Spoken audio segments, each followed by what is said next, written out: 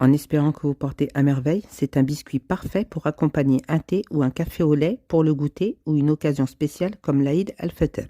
La particularité de ces petits gâteaux réside dans sa méthode de préparation, qui, comme l'indique son nom, halwa fourchetta, façonné avec une fourchette.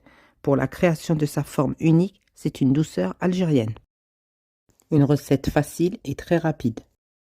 Pour les ingrédients, 3 œufs, du sel, 100 g de sucre, 100 g d'huile, 2 grandes cuillères de beurre et fouettez ce mélange une bonne minute.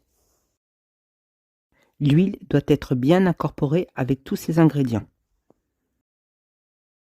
Ajoutez 100 g de maïzena et fouettez. 2 grandes cuillères à soupe de cacao et de la vanille. Fouettez à l'aide d'un fouet et incorporez bien le cacao à la pâte. Incorporez 2 grandes cuillères de farine et 15 g de levure chimique. Mélangez au fouet. Incorporez la farine, pour moi 720 g. Attention, il ne faudra pas du tout sécher la pâte. Voici la texture à obtenir.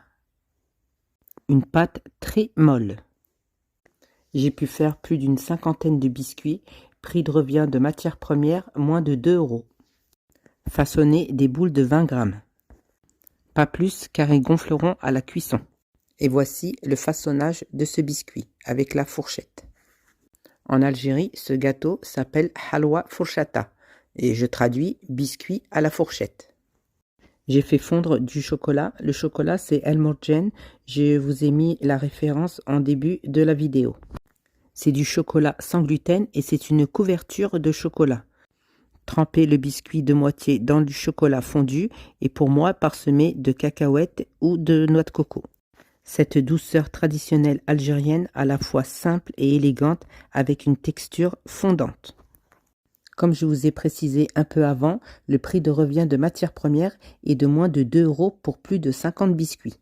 Vous pouvez constater le moelleux et le fondant de ce biscuit. Nous arrivons à la fin de la vidéo en espérant que la recette vous a plu. N'oubliez pas de republier un maximum, partagez les petits cœurs, les commentaires pour plus de recettes simples et faciles. Bye bye!